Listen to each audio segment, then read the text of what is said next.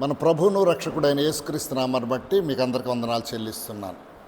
ప్రియమైన దేవుని బిడ్డలారా, ఈ దినాన్ని మీతో దేవుని కంటే బంధువులకి ఇష్టంగా వాళ్ళకి ప్రాధాన్యత ఇస్తున్నామా,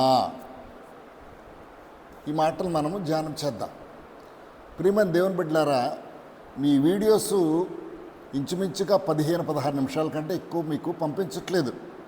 క్షుణ్ణంగా వినండి, చివరి వరకు వినండి. చివర మనం ప్రార్థన కూడా చేసుకుంటున్నాం, దాంట్లో కూడా మీరు ఏకీభవించాలని కోరుతున్నా. ఈరోజున మనము దేవుని కంటే బంధువులే ఇష్టమా? ఒక చెరువులో నిండా నీరున్నాయనుకోండి, కప్పలు బ్రహ్మాండంగా చేరతాయి. నీరు తరిగిపోతూ ఉంటే ఏం చేస్తాయి? పక్కన ఎక్కడైనా చెరువులు ఉన్నాయేమో వాటిలో గడిపోతాయి. ఆఖరికి నీళ్ళు అయిపోయేటప్పుడు దాంట్లో ఒక్క కప్ప కూడా కనబడదు. ఇంకొకటి, మన బంధువులు కూడా అంతే. నీ దగ్గర బాగా డబ్బులు కలిగి ఉన్నామనుకో, రోజు నీళ్ళు ఖాళీ ఉండదు, ఇంకా వస్తూ ఉంటారు, పోతూ ఉంటారు, వస్తూ ఉంటారు, పోతూ ఉంటారు. అదే మీ ఆస్తి తరిగిపోతుంది అనుకో, మెల్లగా తగ్గిపోతారు. తర్వాత నువ్వు ఫోన్ చేసినా కూడా పలకరించకుండా పోతారు. కారణం ఏంటంటే, ఏమో అప్పు అడుగుతాడేమో, సహాయం అడుగుతాడేమో, ఇవన్నీ వస్తూ ఉంటాయి. ఇక రెండవదిగా, ఈ అమ్మ గత వారము మందిరానికి రాలేదమ్మా అని అడిగితే, అయ్యగారు మా పిల్లోడు హాస్టల్ నుంచి వచ్చాడండి, లేకపోతే మా చుట్టాలు వచ్చారండి. ప్రియమైన దేవుని బిడ్డలారా, చుట్టాలకి పిల్లలకి మనం ప్రాధాన్యత ఇస్తున్నామా, లేకపోతే దేవునికి ప్రాధాన్యత ఇస్తున్నామా? ప్రభు అంటాడు, ఏమంటాడంటే, తల్లిదండ్రులనైనను, అన్నదమ్ములనైనను, అక్కచెండ్రులనైనను, స్నేహితులనైనను, బంధువులనైనను నాకంటే ఎక్కువగా ప్రేమించేవాడు నాకు పాత్రుడు కాదు. అంటే దేవునికి ఇష్టపడకుండా మనము ఎవరికి ఎక్కువ ఇస్తున్నాం ప్రాధాన్యత? చుట్టాలు వచ్చారు, అమ్మ మేము చర్చికి వెళ్తున్నాం, నువ్వు చర్చికి రాగలవా, రాలేవా? శుభ్రంగా ఉదయాన్నే వస్తావని వండి పెట్టేశాను, శుభ్రంగా తినండి, మేము చర్చికి వెళ్ళాలి, రావాలి, దేవుని ఆశీర్వాదాలు పోతాయి. ఎందుకంటే ఒక్క దినం దేవుని సన్నిధిలో గడిపితే 1000 దినాల ఆశీర్వాదం ఉంటుంది. ఒక్క దినం కనుక వెళ్ళలేకపోయినా అనుకో, 1000 దినాల ఆశీర్వాదం పోతుందని నువ్వు చెప్పగలుగుతున్నావా? చెప్పలేకపోతున్నావు. తలనొప్పి వచ్చిందనో, నడు నొప్పి వచ్చిందనో, నేను అంత అలసిపోయానో, రాత్రి లేటుగా పడుకున్నానో, ఏదో చిన్న గొడవైందని ఈ వంకలతో దేవుని సన్నిధి మానేసి ఆశీర్వాదాలు పోగొట్టుకుంటున్నావేమో. బంధువుల కోసము వాళ్ళ మీద ఇష్టపడిపోయి నువ్వు మందిరాన్ని మానేస్తున్నావేమో. దేవుడు అంటున్నాడు, నాకంటే ఎవరిని ఎక్కువగా ప్రేమించినా నాకు పాత్రలు కాదు. మనకు తెలుసు అబ్రహాం గురించి. లేక 100 సంవత్సరాల కుర్రాడు పుట్టాడు కదా అని కొంచెం ప్రేమ వచ్చింది. కాకపోతే దేవుని మీద ప్రేమ తగ్గిందో లేదో మనకు తెలియదు, కానీ దేవుడికి ఒక అనుమానం వచ్చింది, నాకంటే కొడుకైన ఇస్సాకుని ఎక్కువ ప్రేమిస్తున్నాడేమో. అప్పుడు పిలిచాడు, అబ్రహమా చెప్పు అని అడిగాడు దేవుణ్ణి. నీకొక్కగానొక్క కుమారుణ్ణి, అది నువ్వు ప్రేమించు కుమారుణ్ణి నాకు బలిస్తావా? అంటే దేవుడికి మనకంటే ఎవరిని, పిల్లల్ని కానీ ఎవరిని కానీ ప్రేమిస్తే దేవుడు ఇష్టపడ్డు. కానీ అబ్రహాంలో మనం చూసింది ఏంటట, చిత్తం ప్రభు అన్నాడు, తీసుకుని వెళ్ళిపోయాడు. దేవుడికి అది బాగా నచ్చింది. దేవుడే పశ్చాత్తాపడిపోయాడట. అయ్యయ్యో, అబ్రహాంకి ఇంత విశ్వాసం ఉంది. అబ్రహాముకి తెలుసు దేవుడు ఎంత గొప్పవాడో, ఆయన ప్రేమిస్తే ఎన్ని కార్యాలు చేస్తాడో అబ్రహాం తెలుసు. అందుకని కుమారుణ్ణి వెనుతీయలేదట బలి ఇచ్చేయడానికి. ఇక మనము వచనాల్లోకి వెళ్దాం, దేవుని వాక్యంలోకి వెళ్తే 27వ కీర్తన 10వ వచనం చూడండి ఒకసారి. నా తల్లిదండ్రులు నన్ను విడిచిపెట్టినాను, యెహోవా నన్ను చేరదీయును. తల్లిదండ్రులు కూడా ఒక్కోసారి విడిచిపెట్టేస్తారు. నువ్వే విసుకెత్తిస్తున్నావేమో తల్లిదండ్రుల్ని, వాళ్ళకి ఇష్టం కాకుండా అయిపోతున్నావేమో, బాధ పెట్టేస్తున్నావేమో, వాళ్ళు వదిలిపెట్టచ్చు. కానీ దేవుడు నిన్ను వదిలిపెట్టడు. దేవుని యందు భయభక్తులు కలిగి ఉండు. దేవుని యందు భయభక్తులు కలిగి ఉన్నటువంటి వాడు తల్లిదండ్రులు సన్మానిస్తాడట. అది కూడా గుర్తుపెట్టుకోవాలి. రెండవదిగా, ఇర్మియా గ్రంథము 9వ అధ్యాయము 14వ వచనాన్ని చూడండి. ఇర్మియా గ్రంథము 9వ అధ్యాయం 14వ వచనము. ఏ సహోదరునైనను నమ్మకుడి. ప్రతి సహోదరుడు తంత్రగొట్టు, ఇంకా కొంపలు ముంచుతాడు, ఇంకేంటంట కొండెములు చెప్తాడు. అలా చెప్పడానికి తిరుగులాడుతూ ఉంటాడు సహోదరుడు. నువ్వు అనుకుంటున్నావేమో, అబ్బా నా చుట్టాలు, నా అక్క, నా కొడుకు, నా భార్య, నా పిల్లలు, నా స్నేహితులు అనుకుంటున్నావేమో. దేవుడు చెప్తున్న మాట ఇంకోటి ఏమంటున్నాడు? మీకా గ్రంథము 7వ అధ్యాయము 5వ వచనం చూడండి. మీకా 7వ అధ్యాయము 5వ వచనం. స్నేహితుని యందు నమ్మిక ఉంచొద్దు, నీ ముఖ్య స్నేహితుని యందు కూడా నమ్మిక ఉంచొద్దు, నీ కౌగిలిలో పండుకొని నీ భార్యను కూడా నమ్మిక ఉంచొద్దు, ఆవిడతో ఉన్నప్పుడు నీ పెదవులకు కాపు పెట్టుకో. అంటే ఏమిటి అర్థమైంది మీకు? ఈ లోకంలో ఎవ్వరూ కూడా నమ్మదగిన వారు కాదు. ఎవరు నమ్మదగిన వాడట? తన కుమారుని సహవాసమును పిలిచిన దేవుడు నమ్మదగినవాడు.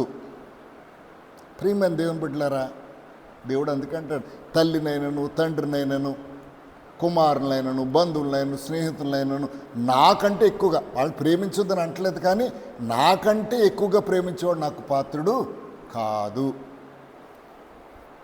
కాబట్టి మనము ఒకటి, దేవుని కంటే బంధువుల్ని ఎక్కువగా ప్రేమించిన ఒక సహోదరుడు నాకు బైబిల్లో కనిపించాడు.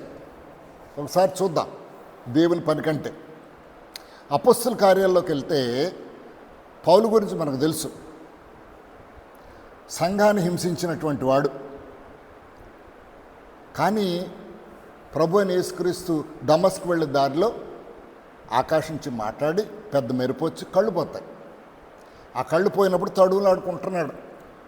అప్పుడు ఓ భక్తుడైన అననీకి చెప్పాడు, అక్కడొకడు తడువులాడుకుంటున్నాడు కళ్ళు లేక, నువ్వు వెళ్ళి ప్రార్థన చేయి కళ్ళు వస్తాయి. వామ్మో, వాడా సంఘాన్ని హింసిస్తున్నటువంటి వాడా, వాడిని ఎందుకు నువ్వు చేయమంటున్నావు నువ్వు అంటే, లేదు నా కొరకు ఎన్ని హింసలు అనిపించాలో చూపిస్తాను, ఎంత కష్టపడతాడో చూపిస్తాను అని చెప్పినటువంటి వెళ్ళాడు. అననీ ప్రార్థన చేశాడు, తర్వాత బాగుపడ్డాడు. తర్వాత దర్శనంతో దేవుని కార్యాలు చేస్తూ, దేవుని కార్యాలు సువార్త చెప్తూ ఉన్నాడు. కానీ అపోస్తలులైనటువంటి 12 మంది పౌలు గారిని నమ్మట్లే.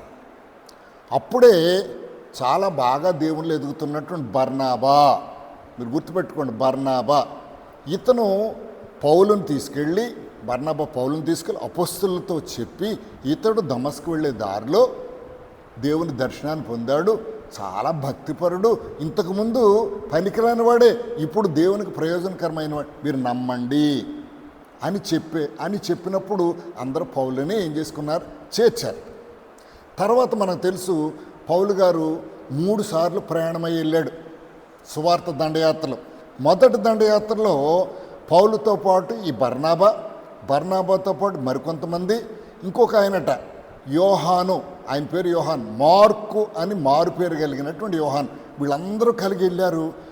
ఆ ప్రయాణంలో చాలా హింసలు వచ్చాయి. అందుకే పౌలు గారు రాస్తాడు, సముద్రంలో హింసలు, చుట్టుపక్కల వారితో హింసలు, బంధువులతో హింసలు, అందరితో హింసలు, కొరడా దెబ్బలు తిన్నాను, అవి తిన్నాను, ఇవి పడ్డాను అని చెప్తాడు. ఇది వెళ్ళొచ్చిన తర్వాత మధ్యలో ఏమైపోయిందట, ఈ పౌలుతో పాటు బయలుదేరినటువంటి పౌలు బర్నబాలతో బయలుదేరినటువంటి మారు పేరు కలిగినట్టు యోహాను ఏం చేశాడు? దిగిపోయి యెరూషలేము వెళ్ళిపోయాడు. నాకెందుకు వచ్చింది ఈ బాధలని వెళ్ళిపోయాడు. తర్వాత మళ్ళీ 3వ ప్రయాణంలో 15 అధ్యాయంలో మనకు కనబడుతుంది.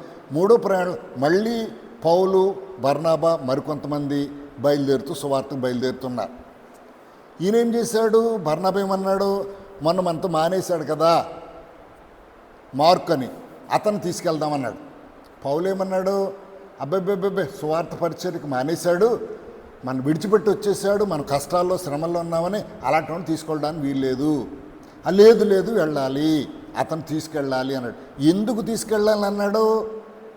ఒకసారి కనుక మనము కొలస్సే పత్రిక 4వ అధ్యాయం 10వ వచనంలో కనుక ఒక మాట చూసుకున్నట్లయితే, ఈ బర్నాబాకు మారు పేరు కలిగినటువంటి యోహాను ఏంటట? సమీప జ్ఞాతి అన్నాడు. సమీప జ్ఞాతి అంటే దగ్గర బంధువట. ఆ బంధువు కాబట్టి పౌలు గారితో గొడవ పెట్టుకోండి, ఇతను కూడా తీసుకెళ్దాం. పౌలు అన్నాడు, ఇక్కడ బంధుత్వాలు లేవు, ఏమీ లేవు, మనం వెళ్ళిపోదాం. అంటే బర్నబా ఒప్పుకోలే, ఖచ్చితంగా ఇతను తీసుకెళ్ళాలి. అంటే పౌలు అన్నాడు, అలాగైతే అని అనేటప్పటికి వాళ్ళిద్దరు ఏమైపోయారు, విడిపోయారు. పౌలు ఏం చేశాడు, శీలను ఏర్పాటు చేసుకుని బయలుదేరాడు.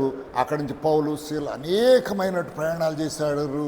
అనేకమైనటువంటి కార్యాల్లో మనకు శీల కూడా కనబడుతుంటాడు. ఎప్పుడైతే ఈ బర్నాబా మార్క్ అని మారుపేరు గల యోహాన్ని ఎప్పుడైతే బయలుదేరాడో, బైబిల్ తర్వాత బర్నాబా కనబడ్డు, మార్కు కూడా కనబడ్డు. అంటే ఏమైపోయింది, దేవుని సువార్త విషయంలో, దేవుని విషయంలో ఏం చేశాడట, అలసత్వం చూపెట్టినటువంటి మార్క్ అనే యోహాన్ని ఏం చేశాడు, నా బంధువు కదా అని తీసుకుని వెళ్ళాడు. అంటే ఇప్పుడు సువార్త విషయంలో నువ్వు దేవుని పని చేయాలనుకుంటున్నావా, లేకపోతే బంధువుని వెనకేసుకెళ్ళని చేసుకుంటున్నావా? నువ్వు బంధువులు వెనకేసుకుని వెళ్ళాలంటే బంధువులైనా, తల్లిదండ్రులైనా, అన్నదమ్ములైనా ఎవరైనా కూడా నాకు పాత్రులు కాదు, నాకంటే ఎక్కువగా ప్రేమించారు. పౌలు ఎంత దేవునికి, ప్రభు అని యేసుక్రీస్తు ఎంత వ్యతిరేకంగా ఉన్నప్పటికీ ఎప్పుడైతే దేవుని ఎరిగాడో, ప్రభు అని యేసుక్రీస్తుని ఎరిగాడో, అతని జీవితమే మారిపోయి అతను ఏమన్నాడు, బ్రతుకుట క్రీస్తే చావైతే మేలు. తర్వాత మనకు మరొక సువార్త పత్రికలో చెప్తాడు, పెండ్లి కాని వారికిని అలాగే పరిత్యాగ పత్రిక ఇచ్చినటువంటి వారికి నేను చెప్పు మాట ఒకటే, మీరు నాలాగా ఉండండి. నాలాగంటే ఎక్కడ భార్యను తీసుకెళ్ళినట్టు కానీ, భార్యతో ఉన్నట్టు కానీ లేదు, బహుశా భార్యను వదిలిపెట్టేసి ఉంటాడు. కాబట్టి ప్రియమైన దేవుని బిడ్డలారా, ఇలా భార్యను వదిలిపెట్టేమని అవన్నీ అని చెప్పడం లేదు. కానీ దేవుని కంటే సుఖానుభవాన్ని ఎక్కువగా ప్రేమించేవారు దేవునికి పాత్రలు కాదని దేవుని వాక్యం సెలవిస్తుంది. అంటే కాబట్టి ఫస్ట్ ప్రియారిటీ ఎవరికి ఇవ్వాలట, దేవునికి. తర్వాతే కొడుకు అవ్వచ్చు, మనవడు అవ్వచ్చు, తండ్రి అవ్వచ్చు, భార్య అవ్వచ్చు, ముఖ్య స్నేహితుడు అవ్వచ్చు, ఇరుగు పొరుగు వారు అవ్వచ్చు, వాళ్ళకి ఎవ్వరికి వద్దు. దేవుడు కోసం సంఘంలో ఎవరినైనా సరే దేవుడి కంటే ఎక్కువగా ప్రేమించినటువంటి వాళ్ళు సంఘానికి వద్దు.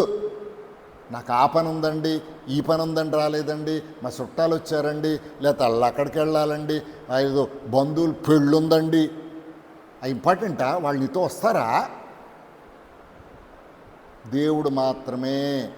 ఆయన మన కొరకు కలువరి శిలువలో రక్తం కాచి చనిపోయాడు. ప్రియమైన దేవుని బిడ్డలారా, జ్ఞాపకం చేసుకోండి. ఆయన మన పాత్రం కాదంటే పరలోక రాజ్యంలో మనకు చోట్లేదని అర్థం. పరలోక రాజ్యంలో చోటు లేనప్పుడు మనం ఎంత ప్రయాసం ఎందుకు? కడ వరకు నమ్మకంగా ఉండము, నీకు జీవ కిరీటాన్ని ఇస్తాను అని దేవుడు చెప్తున్నాడు. మొదట్లో చాలా ప్రేమ ఉంటుంది, ఆఖరికి వచ్చినప్పుడు ఏమొద్దంటే మెల్లిగా సన్నబడిపోద్ది. అందుకే దేవుడు ప్రకటన గ్రంథంలో మాట చెప్తాడు ఏంటంటే, నీవు మొదటి ప్రేమను వదిలితేవని నీ మీద ఒక నేరం మోపాల్సి ఉన్నది. మారు మనసు పొంది మొదటి క్రియలను చేయు.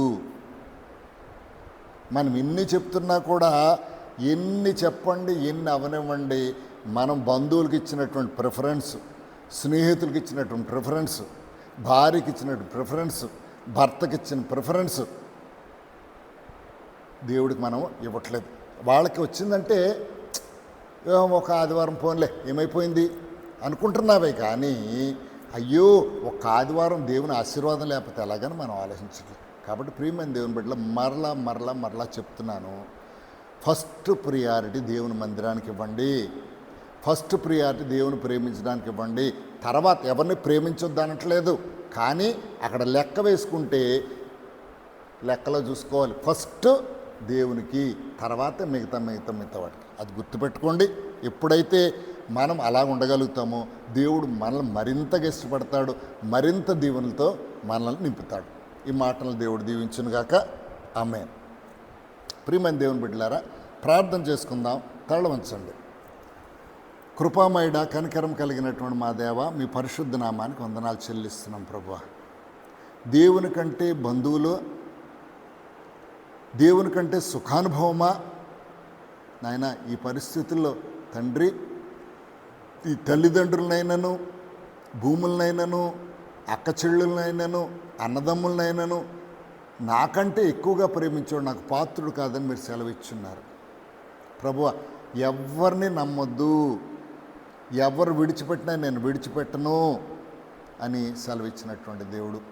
ఇదిగో ప్రభువా, వాక్యంలో తండ్రి పౌలు గురించి, బర్నాబా గురించి చెప్పి ఉన్నాం.